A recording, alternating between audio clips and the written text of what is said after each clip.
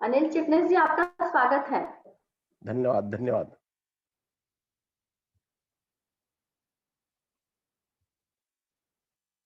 धन्यवाद सुषमा जी।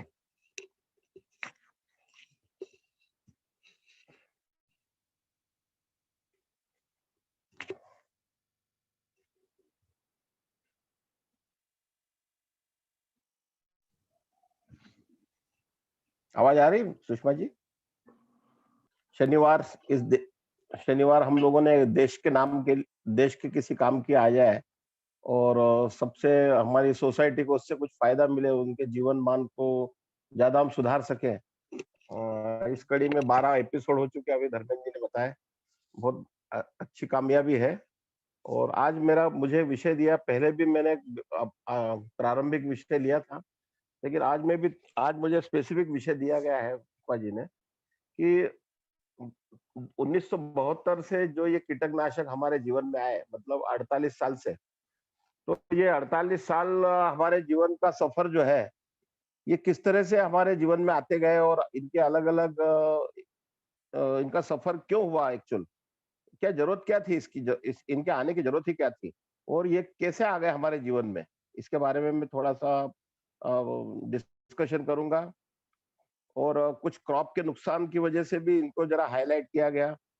लेकिन विविध फसलों के ऊपर हम लोगों ने ध्यान नहीं दिया और उसके ऊपर आज की तारीख में हम क्या कर सकते हैं, इसके ऊपर भी मैं थोड़ा-सा प्रकाश डालूँगा। ऐसा ऐसा विषय मुझे सुषमा जी ने जो हमारे डिस्कशन में बात हुई है। तो सबसे पहले मैं आज बताऊँगा सर कि ये 48 साल का सफर हमारे जीवन में इनका जो था, ये इसकी शुरुआत कहाँ से हुई?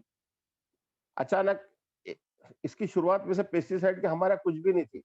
हमारे यहाँ मलेरिया की वजह से जो फौजी लोग रहते थे या जो सैनिक लोग रहते थे, जो सिर्फ भारत के नहीं यूरोपियन कंट्री वगैरह सभी के, तो उनको मलेरिया की वजह से कुछ तकलीफें होती थी, बीमार पड़ जाते थे, तो उस समय डीडीटी का छिड़काव किया जाता था। तो एक्चुअली ये मलेरिया की वजह से डीडीटी का छिड़काव किया जाता मच्छरों को मारने के लिए। दूसरा, हमारे यहाँ पे टिड्डी दल बहुत आ जाता था। टिड्डी दल पूरी सफाई कर जाता था। लोकस्ट बोलते हैं, अभी भी इस साल आया कई जगह पे, तो वो पूरा साफ कर जाता। उसके लिए भी ये डीडीटी का छिड़काव करते थे। कुछ मेलाथियान का छिड़काव करते थे। ज्यादातर डीडीटी का छिड़काव करते थे। एक्चुअली ये किसी विशिष्ट परिस्थितियों के लिए ही इनका जन्म हुआ था, लेकिन धीरे-धीरे वो फिर डीडीटी लेकर हम अपने खेतों में छिड़कने लगे, हम हमारे घरों में छिड़कने लगे। हम उनको घर पे लेके आ गए, हम हमारे खेतों में लेके आ गए, जबकि उसका कोई खेतों में रोल नहीं था। उसका प्रारंभ भी इस कामों के लिए हुआ था। अब हुआ क्या कि उसके बाद में हमारे क्रॉप के अंदर जो अभी तक देखा जा रहा है कि हमारे यहाँ पैथोजन की वजह से, जो घास-पात की वजह से, जो निमेटोड की वजह से, बहुत बहुत सारी जमीनों में निमेटोड रहता है जिसको सूत्रकृमि बोलते हैं। ये भी एक इंसेक्ट रहता है जो जड़ों को गांठें तैयार कर देता है। तो किसी जमीन में अगर निमेटोड हो गए तो उसकी गांठें गठीली हो जाती है और उसका सारा अन्नद्रव ऊपर जाता नहीं है। ये भी बड़ा सूक्ष्म जीव रहता है। तो इन इन सारे चीजों से, पेस्ट, इंसेक्ट और डिसीज की वजह से हमारा 33 से 35% नुकसान हमारा वर्ल्ड वाइड या भारत में हम देखा जाए तो होने लगा। ये भारत में अगर एन्युअली 30-35% नुकसान देखा जाए, लेकिन ये कई करोड़ों में, मिलियन में था। 300 हजार करोड़ या 400 हजार करोड़ के लागत में ये नुकसान होता था। तो ये नुकसान को हाईलाइट किया गया सबसे पहले तो। इस तरह से हमारे सफर में, हमारे जीवन में ये कैसे आए। दूसरा क्या हुआ कि इसमें सबसे बड़ी कमजोरी क्या हुई है कि हमें अगर थोड़ा-सा हमारे विविध फसलों का अगर विभाजन करें, तो हमारे जीवन में रोज खाने के लिए राइस होता है, व्हीट होता है, उसके बाद ज्वार होती है, मक्का होता है, पल्सेस होती है, ऑयल सीड्स होते हैं, और शुगर केन, ये हमारे खाने में रोज आते हैं। कपड़े के लिए तो कॉटन रहता है। लेकिन अभी तक इसके ऊपर कभी कोई ध्यान नहीं दिया गया। अभी तक वैज्ञानिकों ने ध्यान क्या दिया है कि राइस का उत्पादन कैसे बढ़ाना है, व्हीट का उत्पादन कैसे बढ़ाना है, ज्वार का उत्पादन कैसे बढ़ाना है। ज्वार कौन खाता है? गरीब खाता है। तो उसके ऊपर ज्यादा से ज्यादा नई नई जातियों का इजाद हुआ। लेकिन आज भी हम उसकी अगर किसी कृषि जगत या उसमें हम पढ़े, उनके यूनिवर्सिटी के जो आर्टिकल पढ़ते हैं, तो उसके अंदर आज भी वही पुराने ढर्रे के पेस्टिसाइड का रिकमेंडेशन किया जाता है। मतलब उन लोगों के प्रति उन्हें कोई लेना देना ही नहीं है कि ज्वार खाने वाले को बिना जहर का ज्वार कैसे तैयार किया सिखाया जाए, गेहूं कैसे बिना जहर का सिखाया जाए। मतलब हम लोगों ने राइस, व्हीट, पल्सेस के ऊपर एक तरह से दुर्लक्ष्य कर दिया, हमने उसकी तरफ ध्यान नहीं दिया। हाँ, लेकिन चेरी को कैसे बनाया जाए रेसिड्यू फ्री, संतरे को कैसे रेसिड्यू फ्री बनाया जाए, और पोमग्रेनेट को कैसे रेसिड्यू फ्री बनाया जाए, ग्रेप को कैसे रेसिड्यू फ्री बनाया जाए। अरे ज्यादा से ज्यादा हम ये 4 फल नहीं खाएंगे तो हम अमरूद खा सकते हैं अपना देशी, हम बेर खा सकते हैं, हम केला खा सकते हैं, हम तरबूज खा सकते हैं। मतलब कोई जरूरी नहीं है कि बहुत महंगे फल खाने से ही हमें कुछ नुकसान या फायदा होने वाला है। तो हुआ क्या है कि शुरू से वैज्ञानिकों का दृष्टिकोण रहा कि राइस, व्हीट, ज्वार, मक्का की तरफ ध्यान देना नहीं, और सिर्फ जो high high high class crops है उसकी तरफ ध्यान देना। उसी तरह से ऑयल की तरफ भी ध्यान नहीं दिया। ग्राउंड नट है, सोयाबीन है, सनफ्लावर है, इसके ऑयल बनता है, लेकिन इसमें भयंकर तादाद में पेस्टिसाइड वापर रहे हैं, आज भी वापर रहे हैं, ये कल भी वापर रहे हैं। इसकी तरफ भी कोई ऐसा जागृति नहीं की भैया कि इसके अंदर भी आप न डालिए दवाइयाँ। अंगूर वालों को जरूर सिखाते, यूनिवर्सिटियों की ट्रेनिंग ले लेके सिखाते हैं कि आप जहर नहीं डालेंगे तो आपको यूरोप के अंदर इतना प्राइस मिलेगा। लेकिन ये जागृति हम सामान्य किसानों की सामान्य फसलों की तरफ हम कभी ध्यान नहीं दिया। तो ये सबसे बड़ी हमारे विटंबना है, हमारा दुर्भाग्य है। अब इसकी अगर हिसाब किया जाए तो फूड डिफिशियंसी या जो भी है, हमें ग्रीन रिवॉल्यूशन आया, बहुत सारी उसमें हमारी बर्बादी हुई, पॉल्यूशन के ऊपर भी असर हुआ। और मैं अब थोड़ा-सा ये बता रहा हूँ कि ये इनकी 4 पीढ़ियाँ, अभी 5वीं पीढ़ी चल रही है पेस्टिसाइड की। तो सबसे पहले पीढ़ी तो मैंने मतलब कम से कम 40 साल का मेरा अनुभव है, तो मैं 48 साल में से 40 साल का तो अनुभव मेरी आँखों देखा हुआ है। मैंने जब अपना काम आरंभ किया था, ये पेस्टिसाइड के मैंने नौकरी की, तो मैंने ये काम आरंभ जब किया था, तो मेरे समय में इसके अंदर एक पहला वर्ग था, इसको वो हम बोलते थे क्लोरोनेटेड हाइड्रोकार्बन, मतलब जिसमें डीडीटी आता था। असर क्या होता था, डीडीटी का गलत असर, मेरे पास में कुछ चार्ट मेरे आँखों के सामने है। डीडीटी का असर होता था, ये काफ़ी क्रॉनिक लिवर डैमेज करती थी, मतलब आदमी के लिए, और हेपेटाइटिस तक को ये कारणीभूत हो जाती थी डीडीटी। जबकि हमने मलेरिया के लिए यूज़ किया है, हमने तो लोकस्ट को खत्म करने के लिए लिया है, टिड्डी दल को खत्म करने के लिए लिया है, लेकिन हम इसको लेके आए। तो ये क्लोरोनेटेड हाइड्रोकार्बन बहुत ही ज़्यादा जहरीले थे, 40 साल पहले बाज़ार बाज़ार में आ गए। लेकिन आज भी चोरी-छिपे ये बैन हो चुके हैं, 40 साल पुराने हैं ये। लेकिन आज भी चोरी-छिपे कई गाँवड़े-खेड़े के अंदर इसको बेचा जाता है। क्योंकि बहुत सारे मैन्युफैक्चरर ऐसे ऐसे लोग हैं जो वहाँ के लोकल एजेंसियों को पैसा-वैसा खिला के अपना कारखाना चला रहे हैं, और आदिवासी एरिया में, झाबुआ वगैरह एरिया में ऐसे बहुत सारे आपको इंटीरियर में मिलेंगे जहाँ पे कॉटन का ग्रोइंग होता है, वहाँ पे ये सर्रास तरीके से इसको बेचा जाता है। तो डीडीटी सबसे पहले क्लोरेटेड हाइड्रोकार्बन में आता था। दूसरा आता था एंड्रिन, एंडोसल्फान, लिंडेन, हेप्टाक्लोर, ये सारे बैन हो चुके हैं आज। ये आज डीडीटी और एंडोसल्फान अभी भी दिख रहे हैं, लेकिन एंड्रिन, लिंडेन, हेप्टाक्लोर ये सारे खत्म हो चुके हैं, आज बाजार में नहीं दिखते हैं, क्योंकि ये काफ़ी जहरीले रहते थे, और ये पारा युक्त दवाइयाँ रहती थी, इसके अंदर मर्क्यूरिक कंपाउंड रहते थे, तो ये मर्क्यूरिक कंपाउंड जो है हमारे शरीर के लिए बहुत ही घातक थे। इसके लिए गवर्नमेंट ने इसको समय रहते हुए खत्म कर दिया। फिर भी सब अपने यहाँ जिस दिन समय खत्म होता है, उस दिन पूरा समय नहीं खत्म नहीं होता है, उसका स्टॉक जो पड़ा रहता है, जब तक उसका मैन्युफैक्चरिंग चलता रहता है, उसके कारखाने चलते रहते हैं, और वो चलता रहता है। तो इस तरह से आज भी आपको एंडोसल्फान और डीडीटी है। अभी एंडोसल्फान की अगर बात करेंगे, तो ज्यादातर ये तुअर की क्रॉप में ज्यादा उपयोग किया जाता था। तुअर की क्रॉप के अंदर इल्ली बहुत आती थी, जुलाई से लगाकर कम से कम 11-12 महीने में इसकी क्रॉप के अंदर बहुत ज्यादा इसकी मतलब इसका एप्लीकेशन होता था। और अभी एंडोसल्फान के बारे में लिखा गया है कि ये मिट्टी के अंदर भी अभी तक मिल रहा है।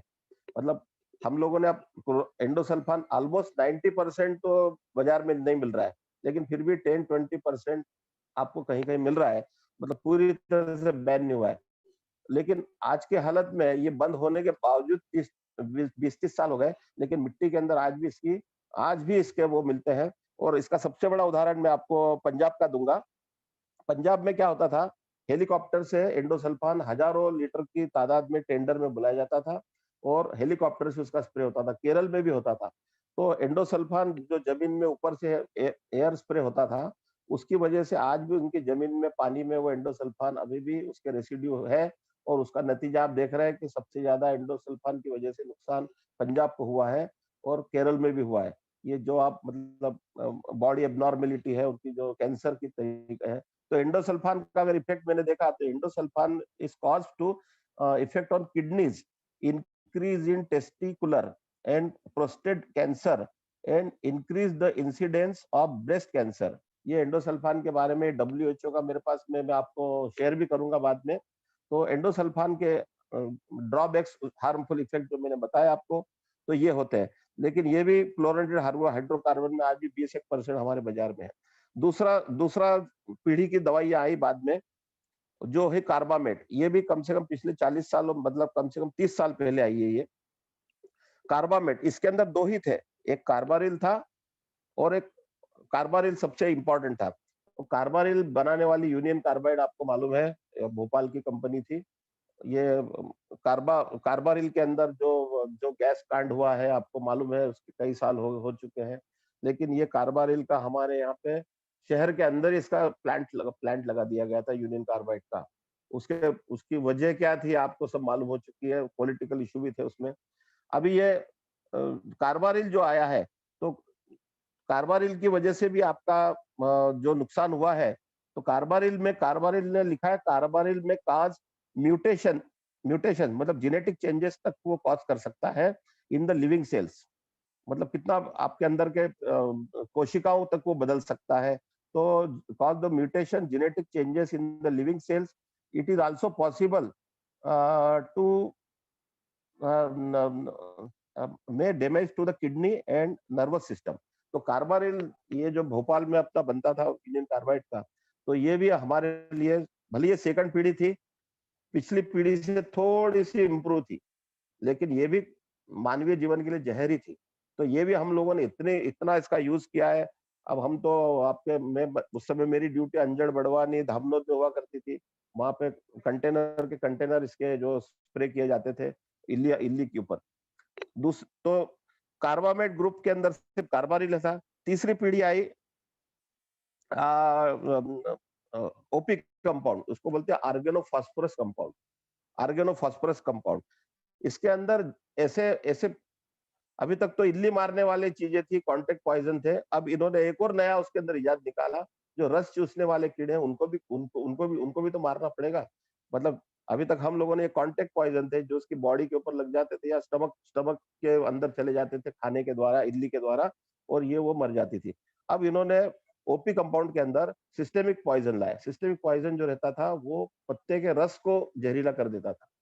किसी प्लांट के ऊपर जब आप छिड़कते थे तो पत्ते को उसके सिस्टम को जहर कर देता था, और वो जो रस चूसिया कीड़े जो रहते थे वो उसका रस चूसते थे तो वो मर जाते थे।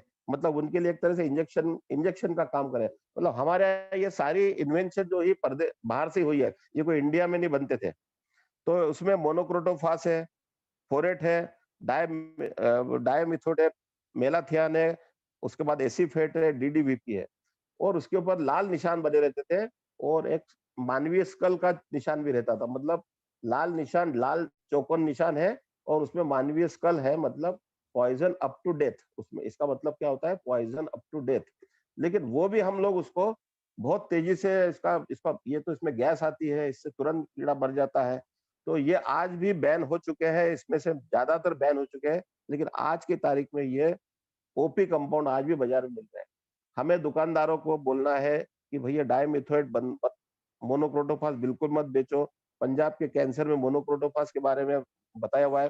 फोरेट तो आपको ताज्जुब होगा कि अगर उसकी स्कीम निकली तो मई अप्रैल के अंदर ही वो फोरेट फोरेट पूरी तरह से गैसियस आइटम था। ये गैसियस आइटम अगर सूंघ लिया थोड़ी देर तो आपको अस्थमा तक हो सकता था। तो इसमें फोरेट के अगर मैंने नुकसान सबसे मेरे को डर लगता है आज भी फोरेट का। फोरेट में लिखा है कि कार्सियो, अब मेडिकल ये वर्डिंग है, CHOLI क्लोरिनेस्टेट इनहिबिशन, मुझे नहीं मालूम है, CHOLINESTERASC inhibition and the associate the neurological and neuromuscular effect. तो आपने देख लिया कि ये आज भी बिक रहे हैं आपके यहाँ पे, ये आज भी बिक रहे हैं। तो ये भी आपको फोरेट वगैरह बहुत खतरनाक है। डाइमेथोएट का उसने लिखा है, ये तीसरी पीढ़ी के हैं, लेकिन ये भी काफी जहरीली है। Dimethoate also carcinogenic, birth defects, reproductive toxicity and mutagenic effect. Monocrotophos में लिखता है, monocrotophos has also been shown the cause of the delay of the neuropathy neuropathy. ये सारी चीजें अगर एक एक हर एक जहर का आपके मानवीय जीवन में किसी न किसी अंग के ऊपर, आपका डेल्टा मेथ्रिन लिखता है लिवर डिसीज लिखता है, एल्ड्रिन लिखता है लंग्स कैंसर लिखता है, तो ये सारे आपके पीपीए थोड़ा थोड़ा आप 40 साल में बदलते बदलते भी आपको तीसरा आखिरी में इन्होंने एक और इजाद किया जहर में। ये कोई बहुत बड़ी इन्वेंशन नहीं कर रहे थे, एक से एक भारी भारी जहर ला रहे थे। चौथी पीढ़ी आखिर में आती है सिंथेटिक पायरेथ्रेट। सिंथेटिक पायरेथ्रेट जो आज भी आपके जीवन में ऑल आउट के रूप में है, ये ज्यादातर नर्वस सिस्टम को ये शिथिल कर देता है, और आपका उससे क्या होता है कि आदमी में ड्राउजीनेस आ जाता है, कीड़े के अंदर भी ड्राउजीनेस आ जाता है, क्योंकि कीड़े सारे आर्थ्रोपोड्स रहते हैं, मच्छर भी आर्थ्रोपोड्स है, उसका ब्रेन काफी विकसित रहता है, और जब वो ब्रेन के ऊपर इसका इम्पैक्ट आता है तो वो धीरे धीरे उसकी क्रिया शिथिल हो जाती है और वो आराम से नींद में सो जाता है।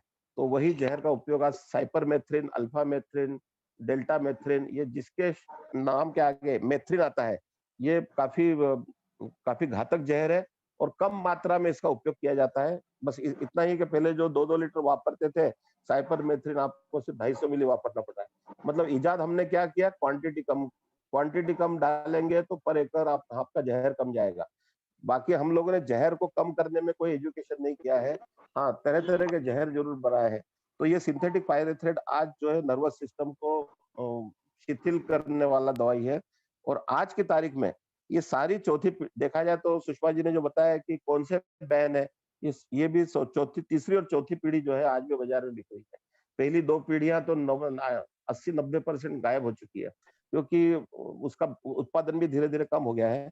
लेकिन ये आपको डाइमेथोएट, मोनो, मेलाथियान, क्लोरो, उसके बाद सिंथेटिक पायरेथ्रेट का हम लोग वो कर सकते हैं। अ, दूसरा, ये सारी चीजों का मैंने बीमारी बताई है, मतलब आपको ओवरऑल ये मालूम पड़ता है कि हमारे जीवन में अलग अलग अंगों के ऊपर इसका कुछ न कुछ बहुत गंदा असर हो रहा है। दूसरा विषय मैं लूंगा कि बायोलॉजिकल इंडस्ट्री जो आ गई है, अब इसकी तुलना में बायोलॉजिकल इंडस्ट्री आ गई।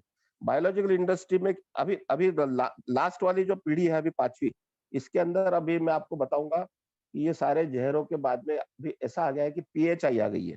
इसमें प्री हार्वेस्ट इंटरवल आ गया है। मतलब आपको अगर टमाटर की क्रॉप ले रहा है, अगर आपको 150 दिन में उसका हार्वेस्टिंग चालू हो जाता है, तो पहले 75 दिन आप, आखिरी के 75-80 दिन आप कोई दवा नहीं मारेंगे, क्योंकि ये दवाइयों का प्री हार्वेस्ट इंटरवल 70 दिनों का रहता है।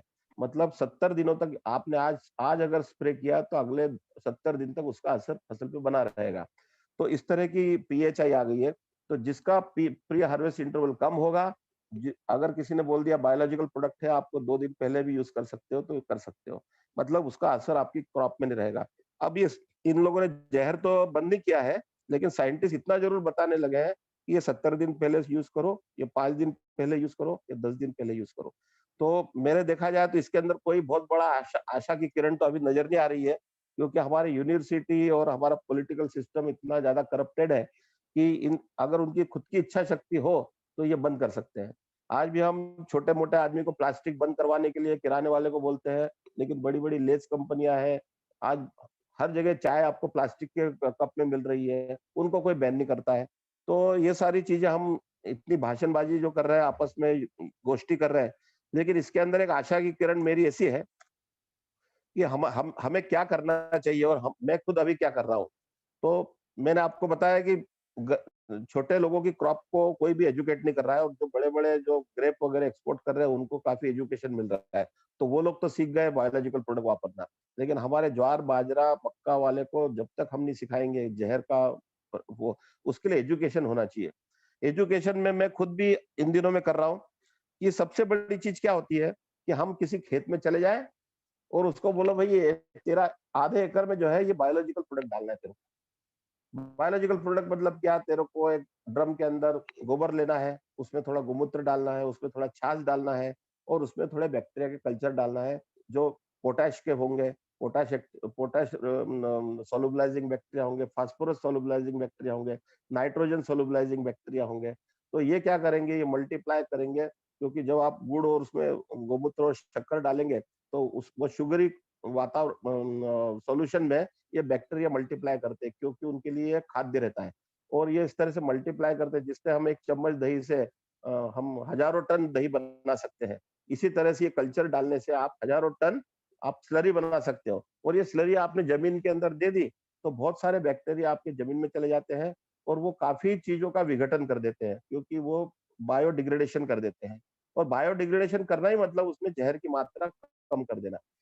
अच्छा, उनको अगर बायोलॉजिकल एक्टिविटी सॉइल के अंदर होती है तो जड़ें भी बहुत खुश रहती है, पत्ते भी अच्छे आते हैं और उसका उसका जो एक विगर रहता है फसल का वो बहुत अच्छा आता है। और हम लगभग एजुकेशन करके बताएं तो मैं आपको ताज्जुब होगा, मैं पिछले कम से कम 10-15 दिन से नांदेड़ में हूँ। नांदेड़ जो है ये मराठवाड़ा का एरिया है, जहाँ पे हम लोग सुनते हैं अक्सर कि यहाँ पे किसान आत्महत्या कर लेता है। लेकिन मैंने यहाँ पे देखा तो किसान इतना अच्छा है, यहाँ पे हर चीज कर रहा है। और मैं उनको एजुकेट किया। कल कल भी मेरे कुछ बहुत सारे वीडियो है। मैंने हल्दी, यहाँ पे हल्दी का उत्पादन काफी होता है। हल्दी में उन्होंने बोला कि हमारी इतनी बढ़िया हल्दी हुई है कि अभी लोगों की सब रॉटन हो गई है, लेकिन ये बैक्टीरिया की वजह से क्या हुआ, वो अभी तक हरी हरी पच है और उसकी फिंगर्स भी काफी बड़ी हो गई है। और जो एक हल्दी केमिकल देने से 1.5 किलो आती थी, उनको 4-4 किलो एक प्लांट के नीचे हल्दी लगी हुई है। तो ये सारी चीजें हम जब निकालते हैं, मैंने एक चने का प्लॉट देखा, मैंने उनका हिसाब देखा तो 600 रुपए का खर्चा किया उन्होंने सिर्फ बायोलॉजिकल प्रोडक्ट का। कुछ नहीं, सीड ट्रीटमेंट किए बायोलॉजिकल से। तो हमारा, सुषमा जी, हमारा ये कहना है कि हम किसी किसानों को जब तक एजुकेट नहीं करेंगे, क्योंकि हम लोग बिजनेस करेंगे अगर किसी बायोलॉजिकल प्रोडक्ट को, तो हम भी केमिकल वालों की श्रेणी में चले जाएंगे।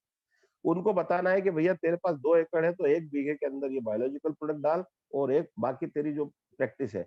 बाद में इसका खर्चा निकालना पड़ेगा, तूने इधर कितना खर्चा किया, तब उसको पता लगेगा कि मैंने इधर 10,000 खर्चा किया है और 5 क्विंटल सोयाबीन पैदा हुआ है और यहाँ पे मेरे को 1,000 1,500 खर्चा हुआ है और मुझे यहाँ पे भी 5 क्विंटल मिला है, तब वो जाके होगा। दूसरा, बायोलॉजिकल में मैं पिछले 14 साल से हूँ, मैं शेड्यूल बनाता हूँ। आज अगर किसान को उसके पीछे रुचि बढ़ाना है तो आपको उसको एजुकेट करना पड़ेगा, उसकी जैसे पाठ्य पुस्तक है। आज लोगों के पास नॉलेज नहीं है। मैं किसी को बताता हूँ तो बोले साहब मुझे आप ये मुझे लसन लगानी है, मुझे शुरू से आखिर तक बताइए बायोलॉजी को कैसे डालना और कितना खर्चा आएगा। तो हम लोग क्या करते हैं, इसको क्रॉप शेड्यूल बनाते हैं। इस 20 दिन बाद ये डालना है, 40 दिन बाद ये डालना है, 50 दिन बाद ये डालना है, तो उसका खर्चा भी कम हो जाता है। तो हम जब तक किसानों के बीच में एजुकेशन नहीं देंगे, उसका शेड्यूल नहीं देंगे और उसका फर्क नहीं बताएंगे, तब तक वो उस केमिकल से विलुप्त नहीं हो सकता है। विलुप्त उनके दिमाग में अभी डीलर के पास जाने के बाद में वो तरह तरह के केमिकल उसको थमा देता है। एक बहुत बड़ी चीज मैंने बताई, मैं नांदेड़ एरिया में कल गया था जहाँ पे उड़ीद का बहुत बड़ा व्यापार होता है, उड़ीद का अच्छा होता है। और ये उड़ीद ज्यादातर सप्लाई फौजी लोगों को होती है। सबसे ज्यादा उड़ीद की दाल फौजी लोगों को भेजी जाती है। और मैंने वहां पे देखा कि उस 1.5-2 एकड़ का उसका उड़ीद का खेत था, उसने कम से कम 8 से 10,000 रुपए के पॉइजन उसको दे दिए हमारे दुकानदार ने मेरे सामने। मैंने उसको इतना समझाया, भाई ये तू क्यों कर रहा है, ये हमारे फौजियों को जा रही है उड़ीद। लेकिन हमारे यहाँ पे बहुत सारे बहुत मतलब हमें ये बोलने में बुरा लगता है कि हमारे जागृति जब तक नहीं रहेगी समाज के प्रति, हमारे अंदर कुछ कुछ भी नहीं है कि कम से कम फौजियों को तो हम, हमारे फौजियों को तो अच्छा ऑर्गेनिक खिलाएं। ये भी हम लोग नहीं कर पाते। हम इतना बड़ा उनको क्या, तो उसको प्रोटीन मिलने के लिए हम उड़ीद की दाल भेज रहे हैं आंध्रा से। अभी आंध्रा और ये जितना नांदेड़ आंध्रा का बॉर्डर है, ये सारा उड़ीद का सबसे बड़ा ग्रोइंग बेल्ट है। लेकिन मुझे बुरा लगता है क्योंकि मैं इस व्यवसाय में भी हूँ, लेकिन मेरे अंदर का वो जागरूक हो चुका है ऑर्गेनिक का, जो मेरे पास में मतलब एक समाज सेवा के रूप में करता हूँ मैं। और लोगों को एजुकेट भी करता हूँ, लोगों को फर्क बताता हूँ कि मैं आप कितने कम खर्चे में कितना अच्छा कर सकते हो। और इस तरह से मैं अभी कर रहा हूँ। तो ये एक आशा की किरण है। मतलब हम लोगों को अगर ये एजुकेशन सभी लोगों ने किया, हमारे ग्रुप के थ्रू कोई किसान किसी के पहचान में हो, तो हम उसको थोड़ा एजुकेट कर सकते हैं। हो सकता है कि वो 10 लोगों को बाद में एजुकेट करेगा, क्योंकि सीइंग इज बिलीविंग।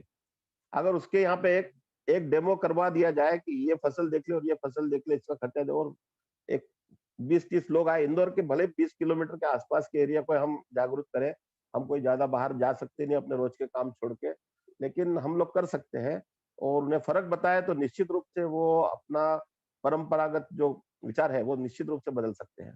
तो मेरे ख्याल से ये विषय मैंने जो लिया है ये इसमें काफी मैंने कवर कर लिया है। सुषमा जी। बहुत ही बढ़िया। धन्यवाद। जैसे सोनी जी की भाषा में बिल्कुल जमीन से जुड़ी हुई बातें अनिल जी ने बताई। जी। क्योंकि अनिल जी को मैंने बहुत मतलब जब से मेरा जन्म हुआ है तभी से मैं अनिल जी को देखती हूँ। पहले अनिल जी जब पेस्टिसाइड्स में काम करते थे मेरे को मन ही मन में बुरा तो लगता था पर मैं कुछ कह नहीं पाती थी उनको। पर फिर वो अपने आप ही चेंज हो गए ऑर्गेनिक में।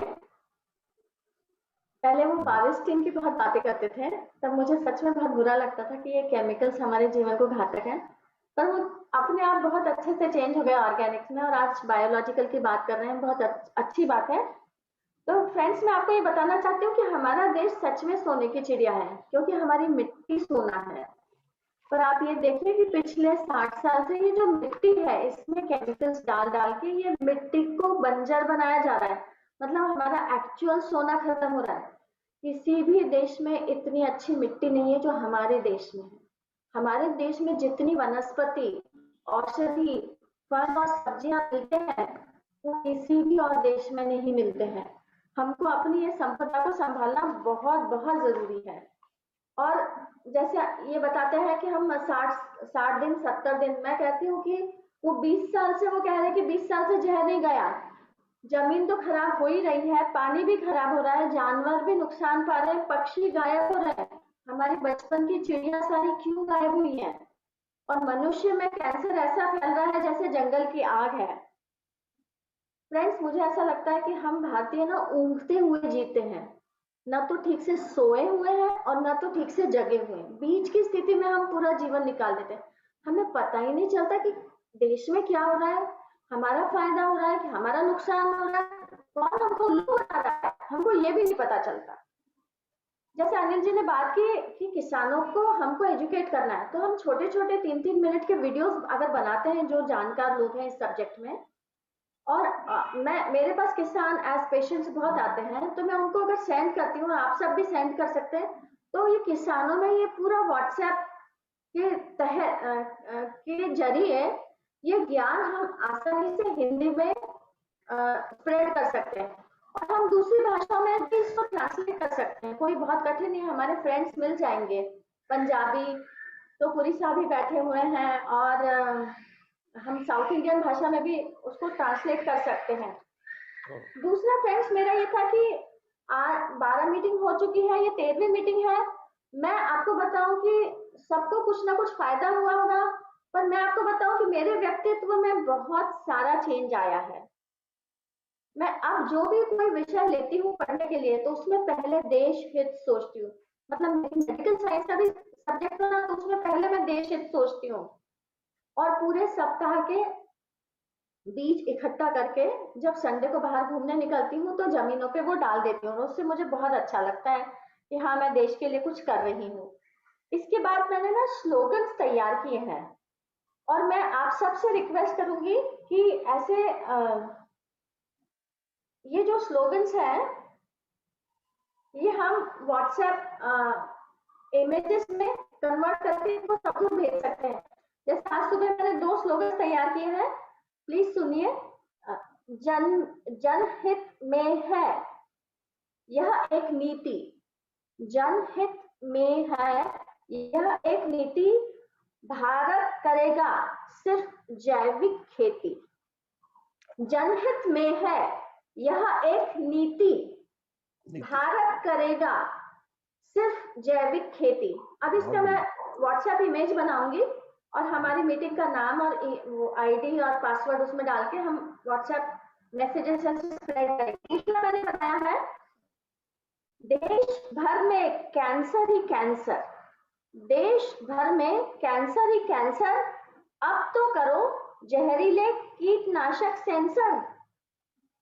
देश भर में कैंसर ही कैंसर, अब तो करो जहरीले कीटनाशक सेंसर।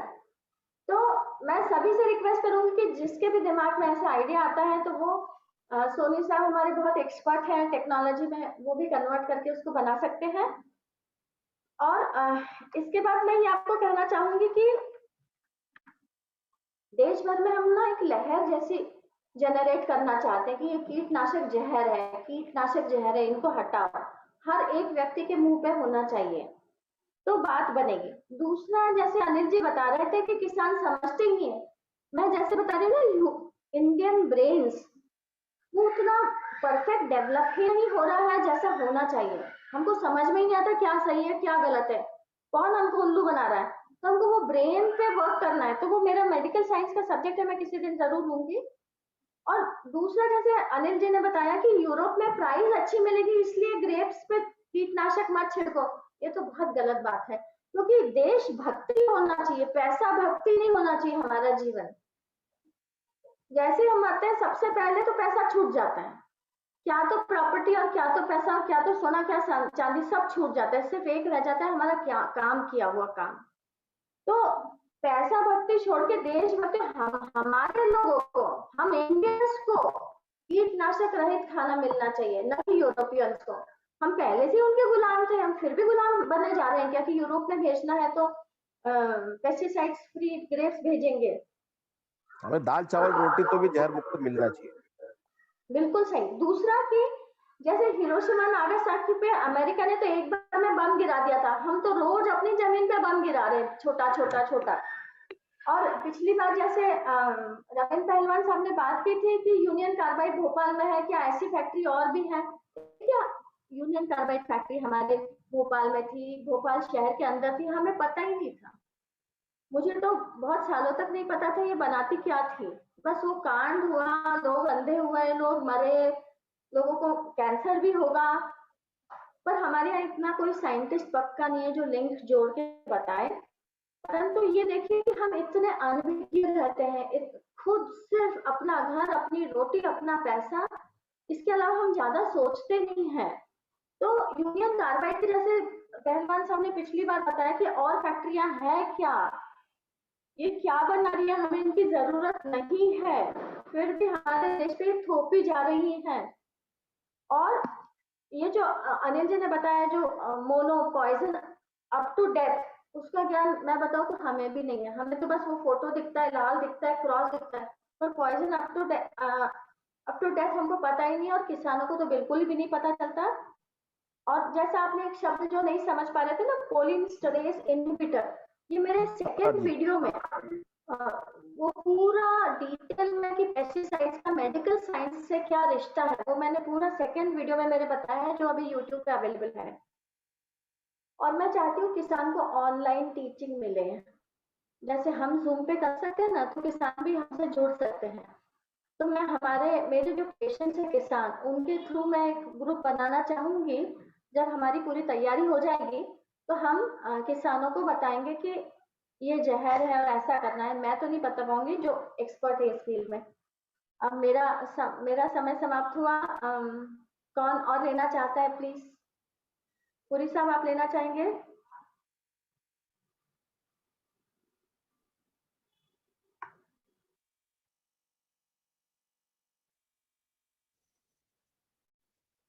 सबको नमस्कार। बहुत बहुत नए साल की शुभकामनाएं आपको आज, क्योंकि नए साल में हमारी ये मीटिंग है। अनिल जी, आज बड़ा आश्चर्य हो रहा है कि एक जो जो जिस धंधे में है उस धंधे की खामियां व्यक्ति बहुत कम बताता है, और बड़ी ईमान से आपने निकाल निकाल के बताई है, बहुत शानदार की। लेकिन इसमें आज की जो सभा है, मुझे बहुत अच्छी मार्केबल बात ये लगी, जो मैं शुरू से सोचता आ रहा हूँ, वो ये कि भाई हम पेस्टिसाइड यूज करने को मना तो करते हैं, लेकिन उसका विकल्प है कि नहीं है। किसान तो तभी बंद करेगा जब उसका विकल्प उसके पास मौजूद हो जाए, तब तक वो नहीं करेगा, क्योंकि उसकी क्रॉप सीधे सीधे खत्म हो जाएगी। तो इसमें जो हर्डल है वो आपने निश्चित रूप से जो जो ऑर्गेनिक कंपाउंड निकाल के आप बता रहे हैं, ये बात किसानों तक मेरे ख्याल से कभी पहुंची नहीं है। क्योंकि मैं तो जाता हूं अपने खेतों में, और आसपास किसानों से भी जब मिलता हूँ तो उनको ऐसी चीज, ऑर्गेनिक खेती जरूर पता है, लेकिन ऑर्गेनिक तरीके से पेस्टिसाइड का काम ले सकते हैं ये उनको पता नहीं है। ईमानदारी से बताऊं तो मुझे भी पता नहीं था, लेकिन ये आपने जो विकल्प बताया है ये बहुत शानदार चीज है। अब दो चीजें हैं इसमें, इसमें हिंड्रेंस जो आएगी, जो जो रुकावटें आएगी और जो जो रेजिस्टेंस बनेगा वो ये है कि एक अर्थतंत्र पूरा इसमें लगा हुआ है। वो अर्थतंत्र आपको किसान तक पहुंचने नहीं देता है, क्योंकि उसका अभी बिक्री एकदम उसकी शॉप से और उसकी इंडस्ट्री से या उसके प्रोडक्शन से उसको सीधा सीधा इफेक्ट करती है। लेकिन लेकिन अगर ये विकल्प पहुंचने लगे लोगों के पास और अवेयरनेस किसान में पहुंचे, तो तीसरी बात, अगर वो इस बात के लिए तैयार हो जाए कि मैं उसके बजाय ये यूज करूं, तो आपकी वो बात बहुत अच्छी लगी कि आधे में ये कर आधे में वो कर।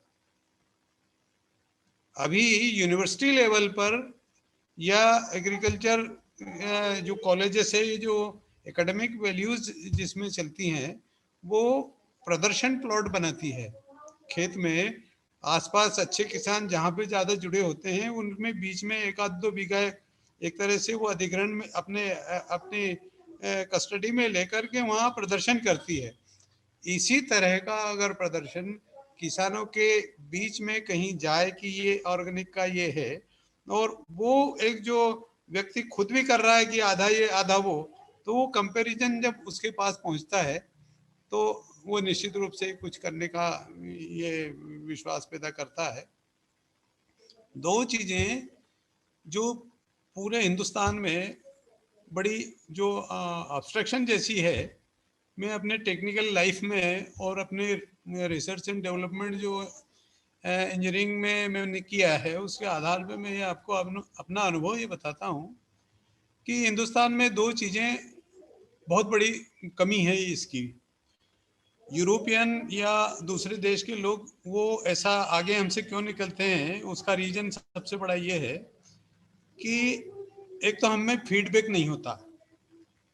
हमने कोई सामान बेच दिया और अगर वो प्रोडक्ट कहीं गया है, बेच दिया या समझा दिया या यूज करने का बोला, वो प्रोडक्ट जब वो गया फील्ड में तो उस प्रोडक्ट में क्या खराबी है, अगर कोई खराबी बोलता तो हम उस पर गुस्सा करते हैं, अरे मेरा प्रोडक्ट अच्छा है और तुम इसको गलत बता रहे हो, और वो सुनने को राजी नहीं है। जबकि यूरोपियन सिस्टम में ये फर्स्ट पॉइंट है कि वो फीडबैक जरूर लेता है। आप गाली दो, आप एब्यूज करो, एब्यूज वर्ड लिखा रहता है वहां, एब्यूज दिस, तो वो गाली आपकी सुनने को तैयार है। लेकिन हमारे यहाँ ये चीज की हमारी मनोवृत्ति में कमी है। यह नहीं कि ऐसा होना चाहिए नहीं होना चाहिए, हमारी मनोवृत्ति ऐसी होती है कि हम इस बात की एक्सेप्टेबिलिटी हमारे अंदर नहीं है। दूसरा, हमारा रिसर्च एंड डेवलपमेंट का माइंड बचा नहीं, हम कभी रिसर्च नहीं करते, डेवलपमेंट नहीं करते। जैसा आपने अनिल जी कहा, तो अब हो सकता है कि 100 में 1, 1000 में 1 हो कि जिसने रिसर्च करना चाहा कि क्या वास्तव में ऐसा होता है। तो ये एक तरह का रिसर्च ही है कि आपने दोनों प्रोडक्ट समानांतर रूप से यूज करके देख लिए, और रिसर्च का मतलब वट एवर इज देयर आप उसको फिर से देख रहे हैं। तो ये रिसर्च एंड फीडबैक ये हमारे मनस्थिति में सबसे बड़ी कमजोरी चल रही है, इसको हमको दूर करना चाहिए। तीसरी बात में अनिल जी, मैं रिक्वेस्ट आपसे स्पेशली करूंगा कि आपकी बात अगर किसानों तक जाकर कहना आपको पड़े, और मैं अगर 10-20 किसान आपके सामने खड़े कर दूं गांव ले जाकर, तो क्या आप ऐसा कर सकते हैं? तो अगर ऐसा हो तो इस पे अभी जवाब नहीं चाहिए मुझे आप ऐसा अगर प्रैक्टिकली ऐसा कर सकते हैं, तो अगर हमने 10 अच्छे लोगों को साथ में लाए तो ये चेन रिएक्शन होती है कि वो 1 से 2, 2 से 4, 4 से, ये चेन रिएक्शन है कि वो बढ़ती चली जाएगी। होता मास्टर ट्रेनर की तरह, हम ट्रेनर पैदा करें बजाय कि एक आदमी को ट्रेनिंग करें, तो ट्रेनर पैदा हो जाए तो वो फील्ड में जाके वो अच्छा अच्छा काम करेंगे। तो मेरी बहुत बहुत आपको मैं धन्यवाद करूंगा। मुझे बहुत अच्छा लगा आज आपको सुन करके, ऐसी उपयोगी जानकारी बहुत अच्छा शेयर आपने किया है। तो किसानों की तरफ से मैं आपको धन्यवाद करता हूँ। मैं पुरी साहब को मैं एक थोड़ा सा एक मुझे उनका एक विचार सुन के मेरे को कुछ मेरे मन में आया कि इसके पर्याय है, इसका विकल्प है। अगर आप किसी इल्ली को मारना चाहते हैं, किसी कीड़े को मारना चाहते हैं, तो उसको स्किन डिसीज पैदा करके मारा जा सकता है, उसको जहर की जरूरत नहीं पड़ती है। दूसरा, अगर आपके जमीन में कोई पैथोजन आता है, पैथोजन, तो उसके ऊपर भी एक बैक्टीरिया छोड़ के उस पैथोजन को मारा जा सकता है। दूसरा, आपके जमीन में अगर अल्कलाइनिटी एक क्षार है, मतलब उसमें नमक और चूना ज्यादा हो गया है, कैल्शियम और सोडियम ज्यादा हो गया है, तो उसको भी हम लोग एसिड सिक्रेशन करने वाले, जैसे लैक्टोबैसिलस जो हमारे दही में रहता है, वो लैक्टिक एसिड अपने शरीर में से रिलीज करता है। तो ये नेचुरल जो ऑर्गेनिक एसिड रहते हैं, ये जमीन की पीएच को सामान्य कर देते हैं। और ये सामान्य होने के बाद में उसका पीएच अच्छा हो, जैसे हमारा पेट अच्छा हो गया तो उसका भी पेट अच्छा हो जाएगा। तो विकल्प है। दूसरा, मेरे को सबसे बड़ा हर्डल क्या आ रहा है, मैं यहाँ पे काम करता हूँ, लेकिन मेरे को कोई भी दुकानदार के घर उसका पूरा शेल्फ जो है जहर से भरा हुआ रहता है, वो मुझे कहीं भी जगह नहीं देता है। और जब मैं बोलता हूँ कि भैया मेरा खर्चा तो सिर्फ 2000 रुपया एकड़ का खर्चा है, तो उसको लगता है यार ये आदमी का अगर मैं बिजनेस करने लगा तो मेरा किसान का काम सिर्फ 2000 रुपये एकड़ में हो जाएगा, 3000 रुपये एकड़ में हो जाएगा। मैं ऑलरेडी उसको 15 हजार रुपये एकड़ का खर्चा दे रहा हूँ। तो ये आदमी अनिल चिटनीस तो मेरे लिए नुकसानदायक आदमी है। अरे तो मेरे को बहुत तकलीफ होती है सर। मैं झूठ नहीं कह रहा हूँ, इतना मुंह चलाना पड़ता है एक आदमी के मन में अपनी जगह बिठाने के लिए, तब जाके वो थोड़ा तैयार होता है, और एक बार तैयार होने के बाद करता है। लेकिन मैं ये कई सालों से कर रहा हूँ, लेकिन मुझे बहुत खुशी है कि बहुत सारे लोग मेरे साथ अब जुड़ते जा रहे हैं। तो आप भी इस तरह से 10 लोग आएंगे तो मैं, इतना तो जादू है मेरे वाणी में कि मैं उन्हें कन्वर्ट कर सकता हूँ, और उनको सीइंग इज बिलीविंग बताऊंगा, सिर्फ भाषण से नहीं। तो थोड़ा सा करके देख, आधे बीघे में, 1 बीघे में कर मेरे लिए, और मैं करके बताता हूँ तुझे। और ठीक है, वो उसको देखेगा तो निश्चित करेगा, लेकिन हमें एजुकेशन करना जरूर। धन्यवाद सर, पूरी साहब। आपकी बात में विश्वास की बात तो दूर की बात है, आपके अनुभवों में हम विश्वास कर रहे हैं। बहुत बहुत धन्यवाद। धन्यवाद। थैंक यू सोनी जी, धन्यवाद। पुरी साहब, आप कुछ कहना चाहेंगे? पुरी साहब, आप सुन पा रहे हैं? हाँ जी, मैं सुन रहा हूँ। मैं सुन रहा हूँ। नमस्कार सबको। चिटनीस जी ने जो जानकारी दी है साहब, मैं चिटनीस जी का बहुत एक तो करतल ध्वनि से इनका मैं स्वागत करता हूँ। इनकी जो जानकारी थी वो इतनी डिटेल्ड थी, और जो इन्होंने बड़े सादे शब्दों में समझाया था कि हमारे जैसे गंवार लोगों को भी समझ में आए। तो साइंटिस्ट हैं, और इन्होंने अच्छा किया साइंटिस्ट वाली भाषा इस्तेमाल नहीं करी। अब सवाल वहीं आता है जो हम हर बार बात करते हैं कि ये जब हम किसान को अगर बोलेंगे ना कि तू भाई जहर को इस्तेमाल करना बंद कर दे, और हम तेरे को इसका ऑप्शन बता रहे हैं कि तू नीम के पत्तों से मटके में डाल के पानी डाल के कुछ कर ले, निम्बोलियां डाल ले, और उसके अंदर हम तेरे को बताते हैं तू सो एंड सो खल डाल दे, किसी की राख डाल दे, कई ऑप्शन हैं, कई लोग यूज करते हैं, और इसका एक गोबर और वो डाल के और एक तू बना ले। अब उसके मन में सबसे पहले तो ये सवाल पैदा होगा कि क्या इसकी क्रेडिबिलिटी उस बीमारी को खत्म करने के लिए उतनी है इस सॉल्यूशन की versus the multinational company chemical. एक तो ये रेजिस्टेंस उसके मन में आएगा।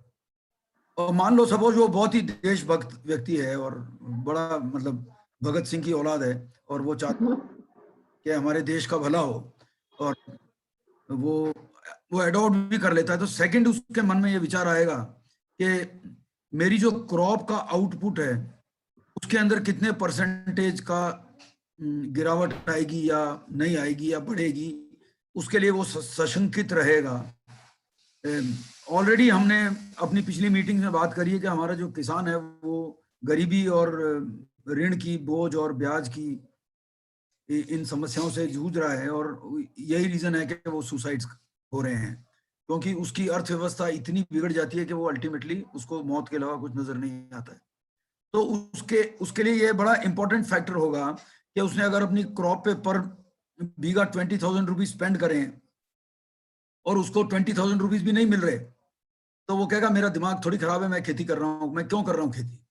और अगर हम उसको कहेंगे जाके यार कि तू बेटा इसमें गोबर डाल और ये डाल, और वो कहे जी मेरी अगर ये क्रॉप ही 15,000 की रहेगी तो मैं तो वैसे ही 5,000 रुपए और नीचे आ गया। तो इन इन ये जो मैं कॉमन भाषा में इसलिए बोल रहा हूँ कि ये आपसे किसान भी इसी भाषा में बात करेगा।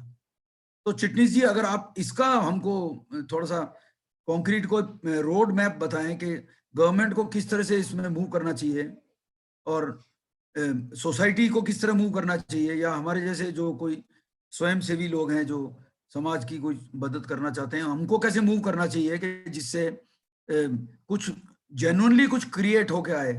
जहां तक यूनिवर्सिटीज की बात है, तो अभी 2-3 वक्ताओं ने बोला कि वो तो सब जगह भ्रष्टाचार का बोलबाला है।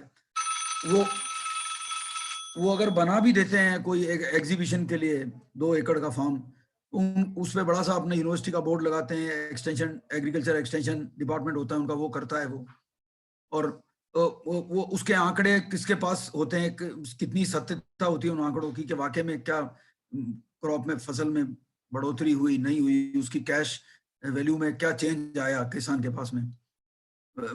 मेरा कंसर्न बेसिकली चिटनीस जी आपसे यही है कि ये जब तक उसको किसान को नहीं समझ में आएगा ना कि मेरे हित में है, कैश वाइज मेरी पॉकेट में क्या इससे आएगा, तब तक किसान उसको अडॉप्ट नहीं करेगा। साहब आप कुछ भी कहते रहे, क्योंकि वो तो देशभक्त लोग तो चले गए, अब तो हम सब लोग बड़े मतलबी और बड़े अपने एक सरल भाषा में छोटी सी पुस्तिका निकाले हिंदी में, तो पुस्तिका निकालें, पर उसको उसमें पूरे शेड्यूल दिए जाएंगे, मिर्ची में शुरू से आखिर तक खर्चा कितना लगा है, इसमें ये कितना है, और आप 1 बीघे में ये प्रयोग करके देखिए। हाँ, और फिर जो आपने मेरे को लास्ट टाइम 2 मीटिंग पहले एक बताया था ना, एक वो वहां पर भील समाज है, वो 5 लाख भील इकट्ठा हो जाता है, 4-5 पार्टियों को ग्रीन कर देता है। वो कौन सा मूवमेंट आपने बताया था? हाँ जी, वो मैंने बताया था, इसमें हलमा और ये झाबुआ में होता है। जी जी, झाबुआ में। हलमा अब वो उन्होंने एक एग्जाम्पल क्रिएट कर दिया। आप अगर सपोज कोई पायलट प्रोजेक्ट लेकर 5 डिस्ट्रिक्ट चुन लेते हैं और 5 डिस्ट्रिक्ट में आप कुछ गांव चुन लेते हैं, डिस्ट्रिक्ट में तो कर ही नहीं पाएंगे पूरी में, तो इतना तो रिसोर्सेज है ही नहीं, तो कुछ 5 डिस्ट्रिक्ट में आप कोई 5 जगह पे ऐसे पायलट प्रोजेक्ट चलाते हैं और उनका रिजल्ट आप जैसे ये भीलों ने किया है इस तरह से दिखाते हैं लोगों को, उसकी डॉक्यूमेंट्री बनाते हैं और उसको लोगों में पॉपुलर करते हैं, तो मैसेज भागेगा। और अगर भागेगा नहीं ना, तो ये मतलब चींटी की चाल से मैसेज अगर चलेगा तो कुछ फल निकलने वाला नहीं। मैसेज भागना चाहिए तेजी से, तब चेंज आएगा, क्रांति तभी आएगी। बिल्कुल सही। दूसरा पूरी साहब, सबसे बड़ी प्रॉब्लम क्या है कि जैसा आयुर्वेदिक की अलग दुकान होती है, होम्योपैथिक की अलग दुकान होती है, एलोपैथिक की अलग दुकान होती है, हमारे किसी भी शहर में ऐसा कहीं भी नहीं है कि यहाँ पे सिर्फ ऑर्गेनिक चीजें मिलेगी, यहाँ पे केमिकल एक भी नहीं मिलेगा, एक भी दुकान ऐसी नहीं है। तो वो किसान जाता है वहीं पे जाता है जहाँ पे जहर से भरमार आइटम पड़े रहते हैं और वहीं से उठा के लाता है। तो ना तो इसके कोई अंदर कोई व्यापारी आता है, कोई पढ़ा लिखा व्यापारी भी अगर आता है कोई कि भैया मैं पढ़ा लिखा हूँ, मेरे पास छोटी सी जगह है, मैं ये सारे उत्पादन रख सकता हूँ, जिनको जरूरत होगा मैं उनको दूंगा। तो ये सारी चीजें भी जरूरी है, क्योंकि एक ये पूरी लिंक लगना चाहिए, उपलब्धता भी होना चाहिए, इंफॉर्मेशन भी होना चाहिए, तभी वो प्रयोग कर सकता है। देखिए, जब आप इतना मेजर चेंज लाना चाहते हैं ना समाज के अंदर, जी, जी, जी। सिस्टम के अंदर, तो मेरा ये मानना है कि हमको कुछ न कुछ इंसेंटिवाइज करना पड़ेगा। जी, हमको उस फार्मर को कोई इंसेंटिव देना पड़ेगा, गवर्नमेंट को हमें कहना पड़ेगा गवर्नमेंट को कि अगर ये फार्मर पेस्टिसाइड छोड़ के आपके लोकल प्रोडक्ट्स, नेचुरल प्रोडक्ट्स को यूज करके कीटनाशक बना रहा है और अपने खेत में इस्तेमाल कर रहा है, तो आप इसको पर बीघा इसको आप 5,000 रुपए की सब्सिडी दीजिए 4 साल तक। अगर आप तो देने लग जाओगे, देखिए उसके बिना कोई हल नहीं है। आप ये आइडिया लगाइए, आप किस किस चीज के लिए इंसेंटिवाइज करते हैं। बराबर। आप एक बड़े बिजनेसमैन को 50 तरह के इंसेंटिव देते हैं उसके इनकम टैक्स रिबेट्स के अंदर, उसके अंदर किसान को आपने सिर्फ यही कह रखा है ना, तेरी इनकम टैक्स नहीं है। अरे इनकम टैक्स तो तब होएगा ना जब उसकी इनकम होगी। बराबर है, ये छलावा है, इनकम टैक्स नहीं है, उसकी इनकम ही नहीं है, इनकम ही नहीं है तो टैक्स किस बात का छलावा है। जो बड़ा फार्मर है जिसके पास में 500-500 बीघे के फार्म्स हैं, वो उस एयर कंडीशन फार्म हाउसेज में रहता है, उसको कोई फर्क नहीं पड़ता आप उसको इंसेंटिव दे रहे हो कि नहीं दे रहे हो। वो उसके पास स्टोरेज कैपेसिटी है, वो ब्लैक करता है, वो हर चीज को रख लेता है, जब उसका भाव ऊंचा होता है तब मार्केट में निकालता है। गरीब किसान तो बेचारा जब काटने से पहले तो उसका आड़तिया खड़ा होता भी मेरे पिछले साल के 20,000 रुपए दे तू, तो वो कहता है जी मेरी ये फसल ले जाओ, आप जो पैसे बचेंगे मेरे को दे जाना। ये फैक्ट है कि नहीं? सोनी जी वाउच कर सकते हैं, लेकिन वही वर्ग जी वाउच कर सकते हैं बात इसको, मानेगा सर, वही वर्ग आपकी बात मानेगा। हाँ, तो ये इंसेंटिव्स के लिए हमको गवर्नमेंट को कहना पड़ेगा। बिल्कुल बिल्कुल। हम बैकवर्ड एरिया में इंडस्ट्री लगाने के लिए करोड़पति आदमी को इंसेंटिव देने को तैयार हैं। तेरे हम सेल टैक्स नहीं लगाएंगे 10 साल तक, तेरे जीएसटी की छूट देते हैं, तेरे बिजली का बिल में इतनी छूट देते हैं। सोनी जी ने कईयों को ये छूटें दी होंगी अपने करियर के अंदर।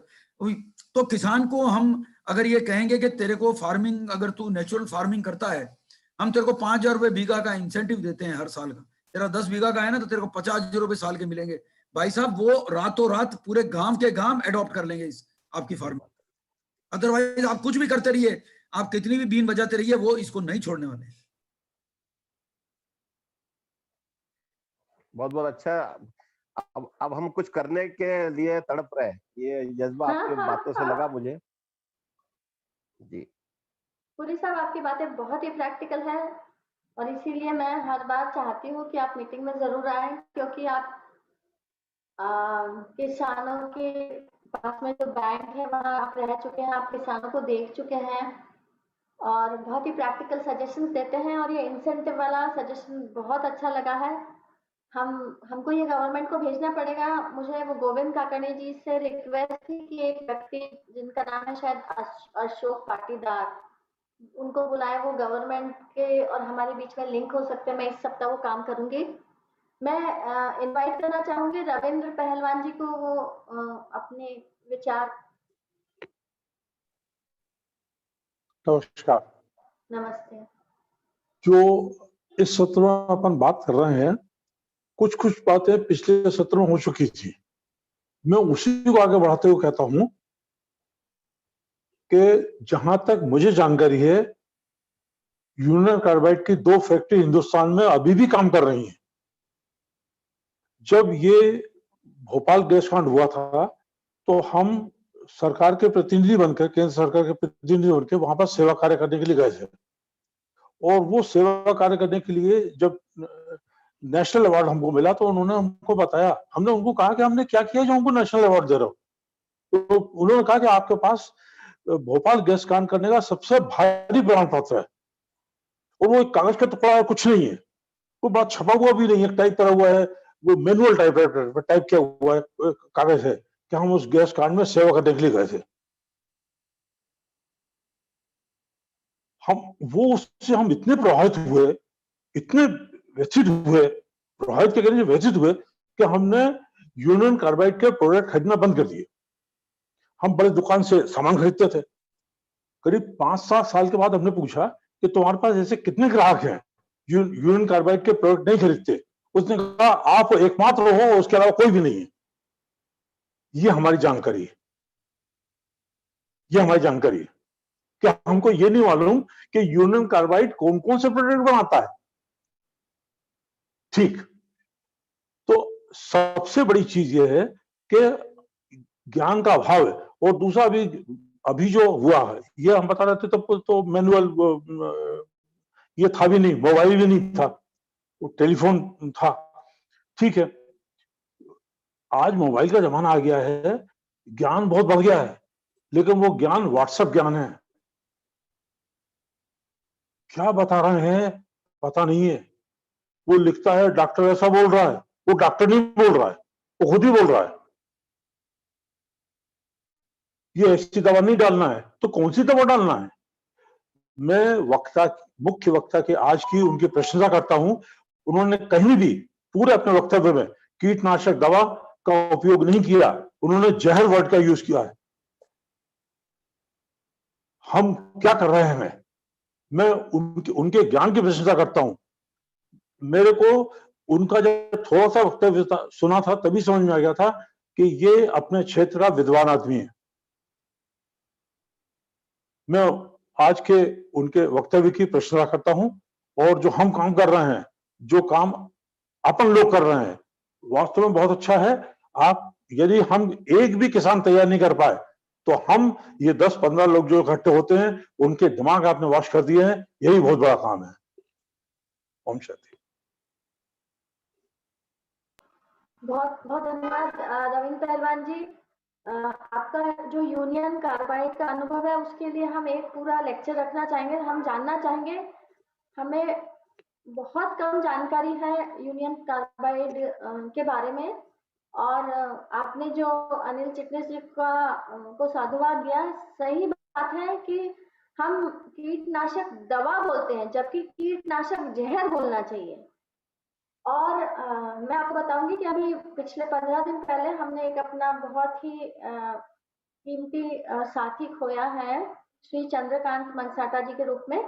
तो उनके छोटे भाई से मेरा मिलना हुआ जिनका नाम है भरत मनसाटा जी, और उन्होंने इस विषय पे बहुत ज्यादा काम किया है। और मैं चाहूंगी अगले 2-3 मीटिंग के अंदर मैं उन्हें लाऊंगी, और उनका नॉलेज जबरदस्त है।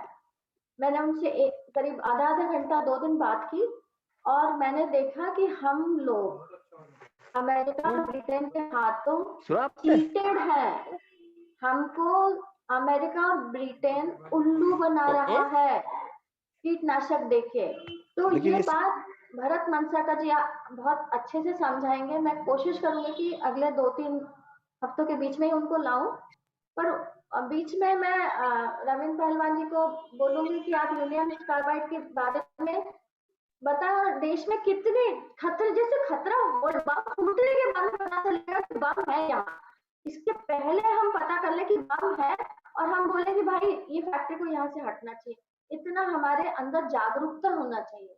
हमारा जीवन सिर्फ हमारी घट्टी पीसने के लिए नहीं है। 50 के बाद तो हम थोड़ा सा और भी आगे अपना विचार को विस्तृत कर सकते हैं।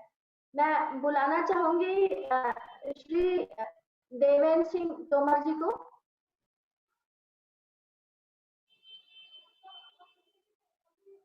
अनम्यूट कर लीजिए प्लीज।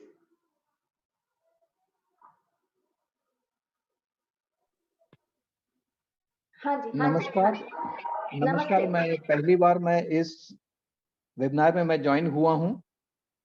मैं एक श्रोता हूं। एक श्रोता के तौर पर मुझे आज जो जानकारी मुझे प्राप्त हुई है, बहुत अच्छी जानकारी है। हम तो कोई बड़े किसान नहीं है, किंतु छोटी मोटी जहां पर भी हम अपने प्रयोग करते हैं उसके अंदर अवश्य ये प्रयोग करेंगे कि जो कीटनाशक जो ये दवाइयां का जो शब्द है, उसे जो जहर है उस जहर को हम खत्म करने का जरूर प्रयास करेंगे। मेरे पास में इस प्रति तो केवल एक श्रोता होने के नाते और कोई अधिक ज्ञान तो नहीं है, लेकिन जो मुझे ज्ञान आज प्राप्त हुआ उसके लिए बहुत धन्यवाद। थैंक यू तोमर जी। पर मैं आपके अंदर का स्पार्क पहले ही समझ गई थी जब आपने पहली बार बोला कि धर्म कीजिए, नंबर डज नॉट मैटर। तो ये जो आपका वक्तव्य था उसी से मुझे पता चल गया कि आपके अंदर कितना स्पार्क है। Thank you so much. और मैं चाहूंगी कि आप हर बार अटेंड करें। अवश्य। हाँ जी, अवश्य करेंगे जी। मैं आमंत्रित करना चाहूंगी श्री एन.बी. खंडेलवाल जी को। नमस्कार। नमस्कार। आप सभी गुणी लोगों के सामने मेरा तो ज्ञान कुछ भी नहीं है। हेलो। हाँ, सुनाई दे रहा है। बोलिए। हाँ, ये जो अमित चिटनिस जी ने जो बताया वो रियली बहुत अच्छा है, लगा मुझे भी। लेकिन इसको अडॉप्ट करने के लिए एक ही सूरत मुझे नजर आ रही है कि हमको किसी न किसी किसान को या किसी भी कोई इस तरह का काम करते हैं उनको अडॉप्ट करना पड़ेगा। सरकारी तंत्र में तो कुछ नहीं हो पाएगा। जो इन्होंने बताया था कि हम गवर्नमेंट सर्विसेज को बोल के हम कुछ करवाएं या गवर्नमेंट कुछ करे। गवर्नमेंट अगर कुछ करना चाहती तो सन 50 के बाद में बहुत कुछ कर सकती थी, लेकिन उसने कुछ भी नहीं किया है। तो अगर हम लोग जो 10-15 लोगों का ये ग्रुप बना हुआ है तो हमको किसी न किसी को अडॉप्ट करके ही कुछ स्टार्ट करना पड़ेगा, ऐसा मुझे लगता है।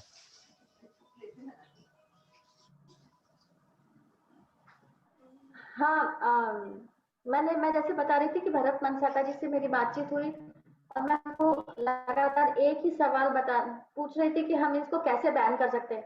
तो उन्होंने बोला कि हर जगह से काम करना है, हमें गवर्नमेंट को भी ज्ञापन देना है, हमें किसानों को भी एजुकेट करना है, और हमें जन जागरण भी कराना है, मतलब every citizen of India should know that pesticides are poison and they have to be removed. तो हमको तीनों हर तरीके से अपने तीर हर जगह छोड़ना है, फिर पता नहीं ईश्वर कौन सा तीर कामयाब करवा दे और हमारा काम हो जाए। बिल्कुल बिल्कुल सही कहा आपने जी, थैंक यू सो मच। और मैं विजय नरवणे जी हैं, विजय नरवणे जी आप सुन रहे हैं?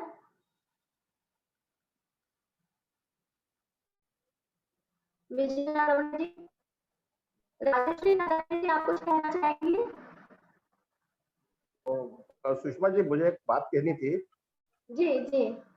आपके जो 2 स्लोगन है, स्लोगन हाँ हाँ वो निश्चित रूप से अब हमारे जो भी हम शेड्यूल वगैरह बनाते हैं, लोगों को देते हैं अलग अलग क्रॉप के लिए, हाँ तो हम ये उसका एक अटेंशन क्रिएट करने के हिसाब से इस स्लोगन का उपयोग करेंगे। हाँ बिल्कुल। और मेरे पास तो इतना बड़ा लिटरेचर का ग्रुप है, सोनी हाँ। जी उसमें है, रविंद्र पहलवान जी उसमें है, तो हर एक व्यक्ति जब भी दिमाग में आएगा स्लोगन बनाएगा, और बड़े मीटर में बनते हैं स्लोगन, उसमें गिनती होती है कितने शब्दों की। तो ये पहला वाला स्लोगन तो बहुत ही इफेक्टिव है। तो ऐसे हम जरूर बनाएंगे, हम उसको पिक्चराइज करेंगे, और सोनी जी उसमें एक्सपर्ट है, तो हम ये पूरा ग्रुप में भी सेंड करेंगे, और हम चाहेंगे पूरे देश में भी ये लहर दौड़े। मतलब हम अपने काम को, जैसे किसी ने कहा था हम पैदल, हाँ शायद पुरी साहब ने कहा था, पैदल नहीं चलना चाहते, हम दौड़ना चाहते हैं।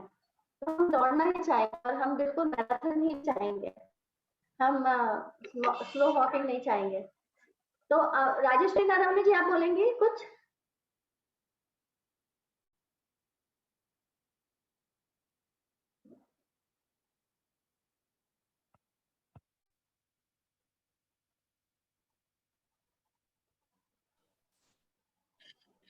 हाँ जी, हाँ हाँ बोलिए। आवाज आ रही है क्या?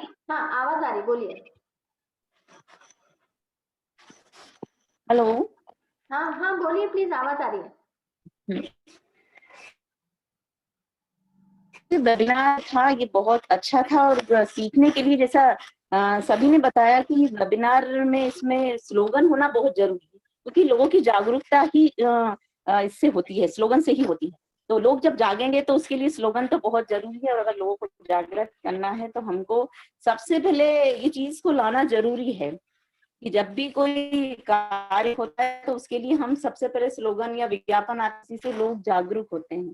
तो मेरी भी इच्छा यही है कि हम स्लोगन से स्टार्ट करेंगे तो लोग जागरूक होंगे और उस कार्य को करने के लिए आगे भी बढ़ेंगे। Thank you.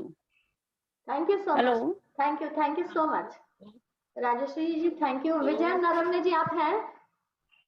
विजय जी आप हैं? प्रमोद शर्मा जी आप हैं? नमस्कार, नमस्कार मैडम, सभी को नमस्कार।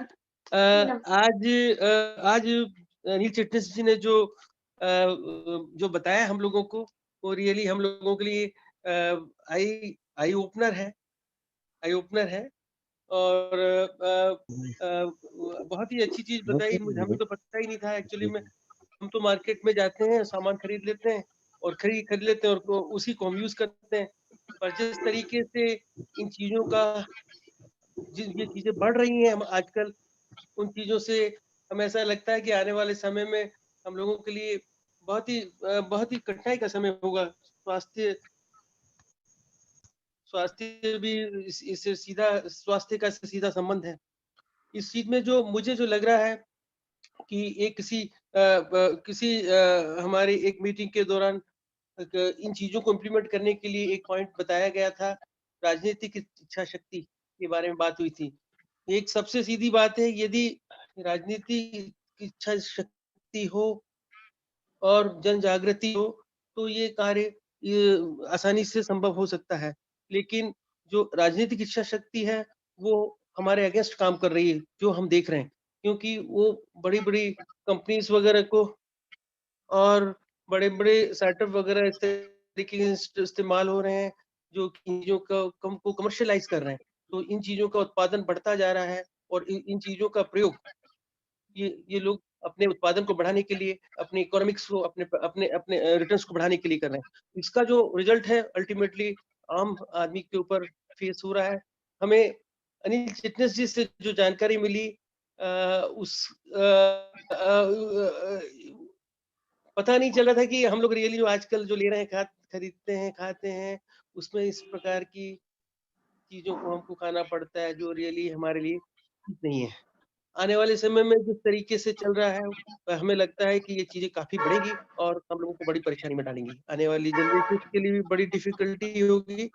तो इसमें जो मेरा जो मानना है, जो हमारे नीरज खंडेलवाल जी ने जो बताया कि हमें हमें अडॉप्ट करना पड़ेगा, क्योंकि अभी जन जागृति मतलब हम जितने लोग जागृत हो सके, हम लोग जितने भी बुद्धिजीवी हैं जो चर्चा कर रहे हैं, हमें तो कुछ पता ही नहीं था। एटलीस्ट इस डिस्कशन के दौरान हमें ये पता चला कि भाई कम से कम ऐसी चीजें भी हो रही हैं और हमें अलर्ट होना चाहिए। हम पैसा भी दे रहे हैं और बीमारी भी खरीद रहे हैं, ये तो बहुत गलत हो जा रहा है। तो इसके लिए यदि हम छोटे छोटे लेवल पर एडप्ट करें फार्मर्स को, जिस तरीके से उन्होंने बताया, पहली बात तो यही नहीं पता चलता है कि किस सिटी में कहाँ पर ऑर्गेनिक सामान मिलता है। जैसा आपने एक बताया था, अभी अभी हमारे एक ये डिस्कशन में आया भी था कि हमें पता ही नहीं है कि हमारे यहाँ ऑर्गेनिक या पेस्टिसाइड्स फ्री सामान कहाँ मिलता है, हमें पता ही नहीं है। एक तो वो चीजें हमें पता हो, और दूसरा हम लोगों को उनको एश्योर करना पड़ेगा, जो एटलीस्ट कम से कम सपोर्ट कर सकते हैं उन लोगों को आगे आके हमारे फार्मर्स को अडॉप्ट करना पड़ेगा। तो 1 to 1, 1 to 2, 1 to 3 का रेशियो यदि हम पिकअप करेंगे, हो सकता है शायद इससे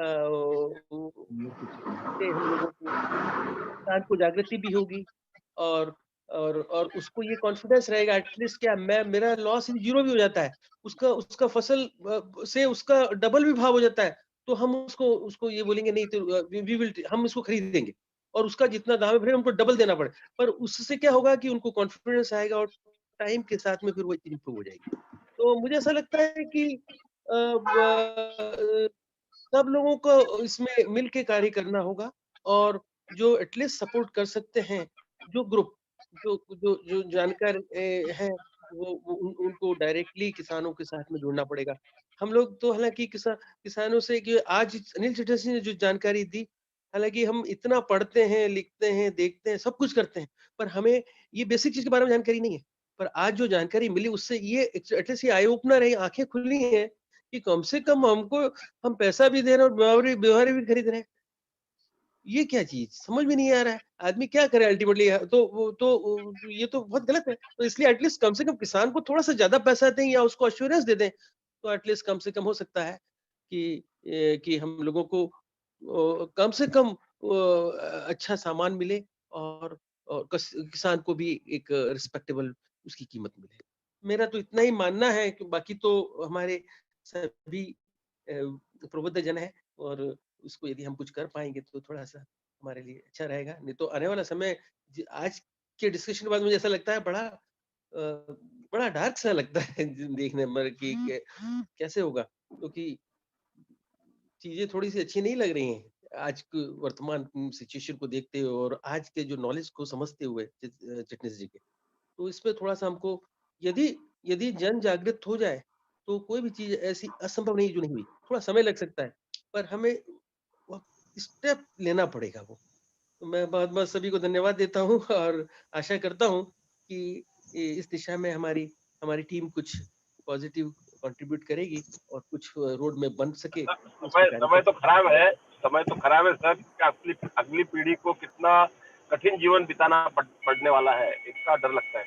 सर आपने जो आज जो बताया है, बहुत ही मतलब जैसे कि पहलवान साहब ने बताया था कि आज आपने जो चीज बताई है, हमें तो नहीं पता था कि हम सब पैसा भी दे रहे हैं, खा भी रहे हैं, सब कुछ कर रहे हैं, और हम बड़े खुश होते हैं कि देखो हमने ज्यादा पैसा दिया और अच्छी चीज ली, और बहुत सुंदर सुंदर चीजें हैं भाई, कि इसमें सबसे अच्छी चीज वो खरीद ली हमने। अब उसमें हमें ये नहीं पता है कि जो जो जो इन लोगों ने जो जो दवाइयां डाली हैं, पेस्टिसाइड्स की, हम तो टेस्ट तो करते नहीं उन चीजों को, खा लेते हैं। अब उसका इफेक्ट तो डेफिनेटली फर्क पड़ता ही है, आए दिन हम लोगों को पता भी चलता है। और पेस्टिसाइड्स के बारे में हमारे हमारी हमारी हमारी अलग अलग फोरम्स में ये डिस्कशन भी हुआ है कि अल्टीमेटली नुकसान तो करती है। वो केमिकल जो हमारे लिए उपयोगी है, वो यदि यूज होता है वहां तक तो ठीक है, पर जिस तरीके से बता रहे हैं ना कि वो रेड कलर का लिख देते हैं और फिर ह्यूमन स्केलेटन वगैरह सब बना रहता है, वो जहर को हम यूज करते हैं, तो किसने देखा कि वो कि भाई इतना परसेंट यूज करना है, कम करना, ज्यादा करना, डाल दिया। वो अब क्या कीजिए, किसान को अपना पैसा उसको अपनी पैदावार पैदा करनी है, क्योंकि उसकी अपनी रिटर्न लेने हैं, क्योंकि उसके लिए सर्वाइवल का क्वेश्चन है। और जो सामान पैदा हो रहा है वो मार्केट में जा रहा है, तो हम लोगों को लेना है जो मार्केट में, हमें तो कुछ पता ही नहीं है। जो हमको विजुअल इंस्पेक्शन में जो अच्छा लगता है वो ले लेते हैं, और वही सबसे ज्यादा हमारे लिए प्रॉब्लमेटिक है। ठीक है, मैं आशा करता हूँ कि इस तरीके का डिस्कशन होने से कम कुछ तो मन में एक जागृति होती है, जो कि हम लोगों को कुछ करने के लिए आगे बढ़ाएगी। तो बहुत बहुत धन्यवाद। Thank you Sharma ji, thank you so much. मैं पुरी साहब को आमंत्रित करती हूँ। पुरी साहब, यस। मैं देखिए 2 बातें शेयर करना चाहता था। अभी बातों बातों में मेरे को ये ख्याल आया कि हम इतनी देर से फार्मर की बात कर रहे हैं और उसके द्वारा जो कीटनाशक खेत में डाला जाता है उसकी बात कर रहे हैं। व्हाट अबाउट अदर प्रोडक्ट्स जो हम बाजार में लेते हैं, जिसमें फार्मर डायरेक्टली इन्वॉल्व नहीं है, उसमें कीटनाशक जो आ रहा है उसको हम हमारे इस टॉक के एम्बिट में हमने नहीं रखा है किसी कारण से। फॉर एग्जांपल सॉफ्ट ड्रिंक जितनी पी रहे हैं, सॉफ्ट ड्रिंक के अंदर जो पानी इस्तेमाल हो रहा है उसमें पेस्टिसाइड की सीमा निर्धारित मापदंडों से ज़्यादा है। सरकार भी कई बार कह चुकी है। क्या हमने इन कंपनियों के पेय पदार्थ पीने के ऊपर कोई पब्लिक बैन जैसी कोई चीज़ लगाई है? भाई हम सभी इस्तेमाल करना बंद कर दें ताकि उनको अक्ल आए। ड्रिंकिंग वाटर बिकता है बाजार में 10-10 रुपए की बोतल से लेकर 20-20, 25-25 रुपए तक की बोतल है। उनके अंदर जो कीटनाशक की मात्रा है वो कितनी है किसी को मालूम नहीं है। मेरे को ये ध्यान है कि बहुत सारी ये जो कीटनाशक और केमिकल बनाने वाली कंपनियां हैं वो अपनी कंपनीज के कचरे को फेंकने के लिए रिवर बोरिंग टेक्नोलॉजी का इस्तेमाल करके वापस जमीन में डाल देते हैं उस पानी को, या उस गंदे विषैले पानी को या विषैले पदार्थ को। वो पेस्टिसाइड या वो जहर वापस नीचे जमीन में जा रहा है और हमारी जो वाटर टेबल को जाके दूषित कर रहा है। वाटर टेबल से वो पानी वापस हम लोगों के पास आ रहा है। इसमें तो किसान का कोई डायरेक्ट रोल नहीं है बेचारे का, कहीं भी इन्वॉल्व नहीं है इस पूरे प्रोसेस में। दूसरा, मैं थिएटर करता रहा हूँ 40-45 साल से। मेरे मन में ख्याल आया कि हम कहीं पर भी जहाँ हमको लगे कि ऐसी एग्जीबिशन लगे वहाँ पर हम अपने ग्रुप का एक छोटा सा स्टॉल ही लगाएं और हम नाटक के तरह से वहाँ पर लोगों को बोलें कि जो आप 1 बोरी गेहूं इस्तेमाल करते हो ना, तो उमर साहब हमको डाटा दे देंगे कि 1 बोरी गेहूं का आटा में कितने % वो जहर है जो हम खा रहे हैं। हम एक रोटी 2 रोटी करके खा रहे हैं, पर वो टोटल कितना है? ठीक है, सपोज वो कहते हैं जी इस पूरी बोरी में इतने मिलीग्राम है, और हम लोगों को बोलते हैं जी हमें 1 गिलास पानी में इतने मिलीग्राम। आपके सामने ये पेस्टिसाइड की बोतल पड़ी हुई है जिसके सामने वो स्कल बनी हुई है, ऐसे निशान बना हुआ है, मृत्यु का निशान बना हुआ है, सब कुछ बना हुआ है। हम ड्रॉपर से उतने ml उसमें डाल के उसको बोले यार तू एक गिलास पी के दिखा मेरे को, तो पिएगा क्या? 1 लाख लोगों में से 1 आदमी भी आगे नहीं आएगा उस पानी को पीने के लिए, बेशक हम उसमें वो नाटक ही कर रहे हो, पानी ही डाले हैं हम बेशक, पर वो कहेगा नहीं मैं क्यों पीऊं। तो उसको फिर समझाओ कि तू ये तो पीने को तैयार नहीं है, पर तू 1 बोरी गेहूं खुद और परिवार को खिलाने को तैयार है। तो उसको शायद साइकोलॉजिकली हिट करेगा जाकर कि ये जहर मैं मतलब पानी में तो लेने से इनकार कर रहा हूं, पर मैं रोज इसको रोटी बना के खा रहा हूं। तो मैसेज आई थिंक ज्यादा जोर से कन्वे होएगा। यस, विचार आया तो मेरे को बड़ा जोर से हिट किया है माइंड में। यस, बिल्कुल बिल्कुल सही है। मेरे को बहुत जोर से हिट किया कि मेरे को वो गिलास में डाल के दे तो क्या मैं पी लूंगा? क्या नहीं पीऊंगा? ये मेरे को पुरी साहब आपके पास इतना बड़ा वो है, टैलेंट है ड्रामा का। आप ऐसे छोटे छोटे 3-3 मिनट के अगर ड्रामा तैयार करके उसका वीडियो, व्हाट्सएप वीडियो बनाते हैं अगर, तो हम इसको भी देश में फैला सकते हैं। हाँ, अनिल ये शॉर्ट वीडियो। अनिल जी भी एक्टिंग में बहुत तेज है, मैं जानती हूँ, और थोड़ा एक्टिंग मैं भी कर लेती हूँ। और रविंद्र पहलवान जी भी बहुत अच्छा लिखते हैं, सोनी जी भी बहुत अच्छा लिखते हैं। मैं दूसरे लोगों में भी जरूर टैलेंट होंगे, मुझे अभी पता नहीं है, पर हम अपने अपने टैलेंट को यूज करके हम सभी दिशा में तीर भेजना चाहेंगे। हाँ, और शॉर्ट वीडियोस बनाई जा सकती हैं, लेस देन मिनट की। आपने बहुत ज्यादा बोला, कोई देखता नहीं है। हाँ, हमारा जैसे 3 मिनट की वीडियो कोई नहीं देखता है। हाँ, शॉर्ट वीडियो होनी चाहिए, 20 सेकंड्स 25 सेकंड्स की वीडियो हाँ, कॉमन लोग देख लेते हैं एंड तक। हाँ, और 25 सेकंड्स बहुत होते हैं। हमने यहाँ ट्रैफिक के लिए 25 सेकंड्स की वीडियोस बनाई हैं, हाँ, जो देखते हैं, और 25 सेकंड्स में पूरा मैसेज कन्वे हो जाता है। हाँ। हमने तो हम ट्रैफिक डेथ्स के ऊपर बनाई है यहाँ पर, और हमने वेरी गुड, वेरी गुड। तो आपके पास अनुभव भी है और ये वाला कंटेंट सब्जेक्ट भी है, तो हम चाहेंगे। और ये आपका बहुत अच्छा आइडिया था, और हमको ड्रामेटाइज करके बोलना बहुत जरूरी है। लाइक हम बहुत ही सच्ची बात बोले पर बहुत मरी मरी सी आवाज में बोले तो कन्वे नहीं होती, हमको ड्रामेटाइज करना बहुत जरूरी है। तो ठीक, इसीलिए मैं हर बार चाहती हूँ कि सब देखिए, लोग उसके लिए ऐसा है ना कि स्क्रिप्ट तो लिख के दी जा सकती है। हाँ, आप ठीक है। लोकली वीडियो बनवाना पड़ेगा। क्यों? कि ये वीडियो हिंदी में नहीं बनेगा।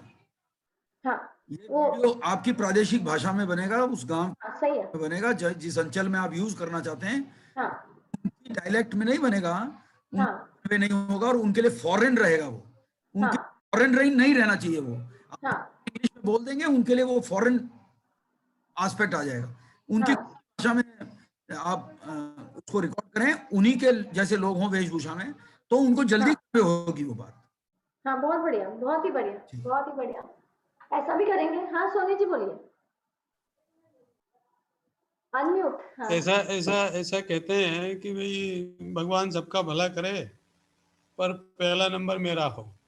पहला नंबर मेरा हो, इसका मतलब ये है कि भाई मैं ऐसा कुछ करूं कि मेरा भला हो। मेरा भला होगा तो सबका भला होगा। तो इस प्रोग्राम की एक उपलब्धि मैं आपको बताऊं कि गुड़ खाते हैं, तो हमने कहा कहीं से ऑर्गेनिक गुड़ ढूंढा जाए। ये ऑर्गेनिक गुड़ है, ये ढूंढ ढांड के हम लाए कि चलो भाई हम जो गुड़ खाते हैं तो कम से कम ये ऑर्गेनिक गुड़ खाओ। तो हमारे गुड़ खाने से हमारा भले कम फायदा हो, एक किसान को कहीं न कहीं इस प्रोडक्ट को खपने की जगह हमारे पास मिली। हमारी तरह अगर हम 50 लोग सोचे तो हो सकता है कि वो प्रोडक्ट बनाने वाला आदमी भी इनकरेज हो जाए कि उसको वो प्रोड्यूस करेगा। वो तब प्रोड्यूस करता है जब उसका कंजम्पशन कहीं मिले। सरकार तो ऐसा कोई प्रयास कर नहीं रही है कि भाई ये ऑर्गेनिक प्रोडक्ट है वहां तक पहुंचे। तो ये पहला नंबर मेरा हो, ये इसलिए ये आपके प्रोग्राम की उपलब्धि में ये पहली उपलब्धि गिना सकता हूँ कि मैं इस तरह करूँ। तो और मैं सबसे रिक्वेस्ट ये करूँगा कि जिसकी अफोर्डेबिलिटी में जो भी पड़ता है, ऐसी ऐसी चीज़ें जो प्रोडक्ट हम यहाँ जिसके बारे में चर्चा हो रही है वो कहीं मिलता है तो निश्चित हमको अफोर्ड करना चाहिए, ताकि हमारे से कम उसको ज़्यादा फायदा मिले, कि वो एक तरह से एनकरेजमेंट उसको जाए। Thank you. बहुत बढ़िया आइडिया है। आप इसका कहाँ से मिला है आपको? आप इसका एड्रेस व्हाट्सएप ग्रुप में डाल दीजिए। और भूपेंद्र त्रिपाठी है। निश्चित सर, मार्केट में जो ऑर्गेनिक चीजें मिलती हैं वो सही में ऑर्गेनिक है या नहीं है, उस पर भी एक क्वेश्चन मार्क लगा रहता है हमारे लिए। आप इसको टेस्ट करेंगे, निश्चित रूप आपको पता चल जाएगा। नहीं, वो टेस्ट मार्केट में कैसे करेंगे? सामान लेने गए हैं तो वहां तो हमको डिफरेंस बहुत ज्यादा होता है यही मैं ऑर्गेनिक और इनऑर्गेनिक। कि हमने अपनी मनस्थिति को वहां ले जाना पड़ेगा, उस पर विश्वास कुछ करना पड़ेगा। दूसरी बात ये कि जहाँ से आता है वो रिसोर्सेस आपको पता कर लेना चाहिए कि कहाँ से लाया। राइट। उससे एक बार पूछे तो अगर वो गलत सामान बेच रहा है तो निश्चित से झिझक जाएगा। लेकिन अगर वो सही जगह से आ जाएगा, ये बताएगा। अभी मैं आपको इसका रिसोर्स मैंने पूछा तो ये काला पीपल के पास एक कोई गांव है, उस गांव में बना है। तो इतना आदमी झूठ नहीं बोलेगा भी तो कम से कम चलो एक बार वो एक ही बार धोखा खाएंगे, दूसरी बार तो नहीं खाएंगे। बिल्कुल सही, बिल्कुल और सही। खंडेलवाल साहब, अर्बन पीपल के बदले रूरल गांव वाले लोगों का मॉरल बहुत ज्यादा हाई है। ये मेरा पिछले 30 साल का अनुभव है। मैं पेशेंट्स को देखती हूँ और उनके अंदर जो मॉरल है ना, वो बिना स्कूल गए भी इतना हाई मॉरल है कि मैं आश्चर्य में हूँ। तो वो लोग बहुत कम झूठ बोलते हैं और शहर वाले बहुत तेज होते हैं, बिल्कुल मतलब सही। बहुत चालाक और बहुत बदमाश। सॉरी, हम भी शहर वाली हैं। तो आज हमारे बीच में रेनिसा कॉलेज के डायरेक्टर हैं ललित जी, आपका स्वागत है। और ललित जी, आज की मीटिंग हमारी बहुत ही उम्दा हुई, आपने बहुत मिस की, पर हम वीडियो रिकॉर्डिंग रखेंगे। ललित जी से हम ये उम्मीद करेंगे कि हम जो स्लोगन्स और जो हम वीडियोस बनाने जाने वाले हैं वो आपको पूरे देश में स्प्रेड करना है, वो आपकी जिम्मेदारी है।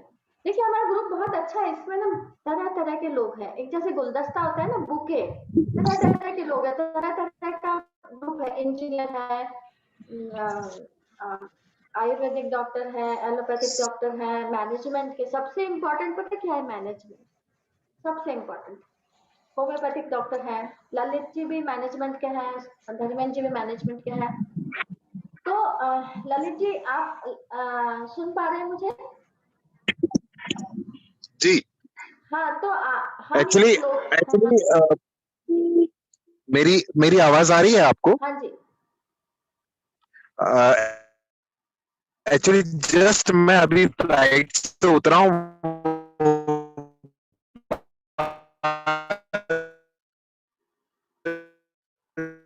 पता ही नहीं, हमने जानने की कोशिश ही नहीं कि यूनियन कार्बाइड क्या बनाता है। मैं आज पुराने फोटो देख रहा था। हाँ। तो जब वो पीरियड खत्म होने लगा और हम सक्सेसफुल उसमें आ गए, तो वहाँ ऑफिसर्स के साथ एक ग्रुप फोटो खींचा था, वो फोटो हमको मिला था। तो सारी चीज वो ताजी हो गई। आज ही देखा है मैंने फोटो। हाँ, तो मैं आपसे गुजारिश रिक्वेस्ट करूंगी कि आप वो यूनियन कार्बाइड वाला पूरा जो आपका अनुभव है वो 30 मिनट का तैयार करके हमें वो करें, ताकि हम आगे के लिए सतर्क हो जाए कि हमारे देश में ऐसे बम तो नहीं बैठे हुए हैं जिनके लिए हम अपनी आवाज उठा सकें। और हम चाहेंगे कि हमारे इसमें नेता भी जुड़े और वकील भी जुड़े। मैं चाहती हूँ हर तरह के लोग जुड़े, ताकि हर तरह के लोगों का फायदा इस ग्रुप को हो। और हम ये भी प्रॉमिस कर रहे हैं कि हम छोटे छोटे वीडियोस बनाएंगे, स्लोगन्स बनाएंगे और उनको हम पूरे देश में स्प्रेड करेंगे। इसी के साथ मैं सबका धन्यवाद करना चाहती हूँ और अगले शनिवार शाम 5 बजे इंतजार रहेगा। Thank you. धर्मेंद्र जी का हम सब तालियां बजा के धन्यवाद करेंगे। सब जने एक साथ ताली बजाएंगे। धर्मेंद्र जी जो सेवा करते हैं बिल्कुल